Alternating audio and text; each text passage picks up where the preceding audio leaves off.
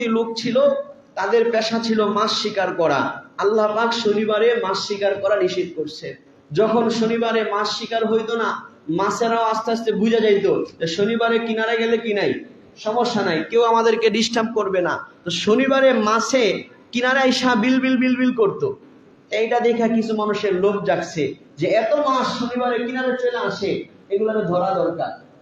তো তারা প্রথমে সরাসরি আল্লাহর বিধান লঙ্ঘন করে নাই, শনিবারে শিকার করে নাই, শনিবারে বান্দিয়া রাখতো, আটকা পড়ে যাইতো, রবিবারে ধরতো। এটা ছিল আল্লাহর বিধানের সাথে কি কৌশল গ্রহণ করা, যে শনিবারে তো দড়ি নাই। আস্তে আস্তে যখন সমাজবাসীর এটাকে নর্মাল ভাবে মেনে নিছে, কেউ নিষেধ করে নাই, তখন তারা শনিবারই সরাসরি ধরা শুরু করছে। তখন ওই সমাজের যারা দিনদার মানুষ ছিল তারা তাদেরকে নিষেধ করেছিল।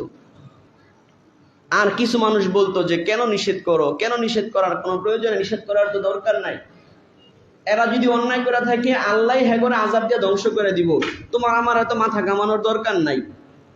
কিছু মানুষ এই কথা বলছে। তাদের নিন্দা কইরা আল্লাহ পাক কোরআনে আয়াত নাজিল করছেন। আল্লাহ পাক সূরা আরাফে বলতেছেন, ওয়া ইয ক্বালাত উম্মাতুম মিনহুম, যখন সেই বনি ইসরাইলের দাউদ আলাইহিস সালামের উম্মতের কিছু মানুষ বলা শুরু করলো, লিমা তাইজুনা কওমান, কেন তোমরা এমন মানুষের পিছনে পইরা তাদেরকে ওয়াজ নসিহত করো, এদেরকে গুনাহ ছেড়ে দিতে বলো, আল্লাহর নাফরমানি না করার আদেশ দাও, কেন এই ওয়াজ করো? আল্লাহু মুহলিকুহুম আও মুআযিবুহুম আযাবান শাদীদা, আল্লাহ চাইলে তো আল্লাহ এদেরকে ধ্বংস করে দিবেন অথবা কঠিন শাস্তি দিবেন।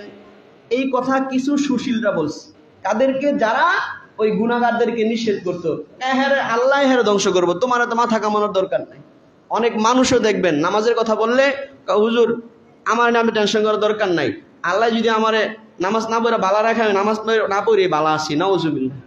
এরকম বলে কি বলে না? এটা শয়তানে বলা।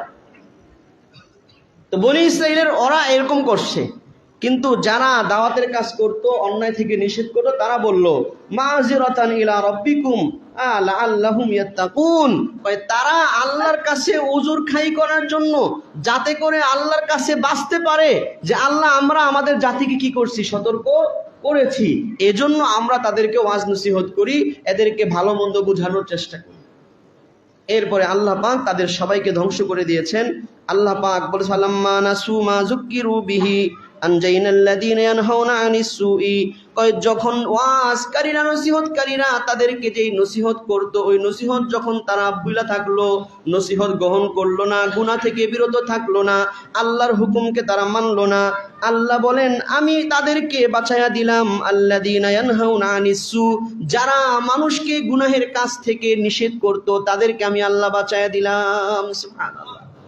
আর আল্লাহ পাক বলতেছেন, ওয়া আখাযনাল্লাযীনা যালামু বিআযাবিন বাঈসিন, আর যারা নিজেদের উপর জুলুম করেছে, নিজে গুনাহ করার মাধ্যমে অথবা গুনাহ থেকে নিষেধ না করার মাধ্যমে, এদের সবাইকে আমি আল্লাহ কঠিন আযাব দিয়া দুনিয়াতেই ধ্বংস করে দিয়েছি।